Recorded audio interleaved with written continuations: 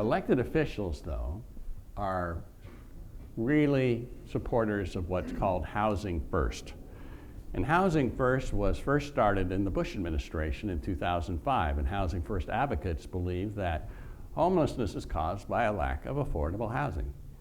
And because of that, public camping should be allowed, and that the government should provide the homeless free or subsidized housing as a result, with no expectations of sobriety, work, or rehab programs. And they believe that treatment for addiction and mental illness should be strictly voluntary, and they're opposed to shelters. They consider shelters inhumane. And as a result, our shelter bed capacity has declined 34% in Portland from 2011 to 2022, at a time when we need more shelter beds. The third reason I gave initially why our homeless crisis is out of control is because we're the wrong solution to the homeless crisis. So I'll give you a couple of examples. Mayor Wheeler's plan, which he proposed last November.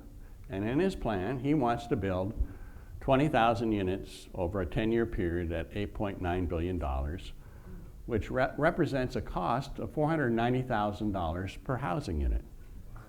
Yeah.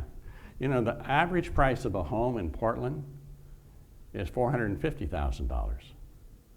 So I'm absolutely baffled. It just makes no sense to me. Governor Kotek, when she became governor in January, she declared a homeless state of emergency, and I agree with her. Her proposal was, or is, to build 36,000 new housing units statewide annually. And to be fair to both plans, their plans were much more robust than what I'm telling you here. I mean, they had a lot of different things going on in each of those plans, no doubt about it. But the centerpiece of both plans, the crown jewel of both plans, was to build more housing units. And in my opinion, you can't solve a problem with the wrong solution, okay? Understand this. We do need more subsidized housing in Portland. I absolutely agree, we do. We need it for the working poor. We need it for the disabled and the elderly. But the current approach is badly flawed.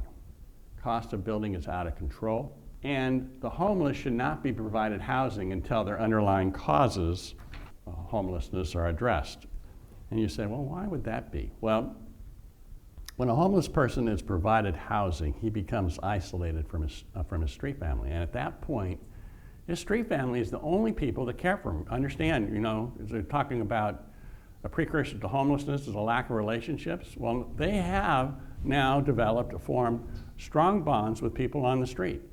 And so if you take them away from their only family they have, which is their street family, bad things are going to happen to them. They're going to be isolated, and as a result of that, you're going to see an increase in overdose and an increase in suicides.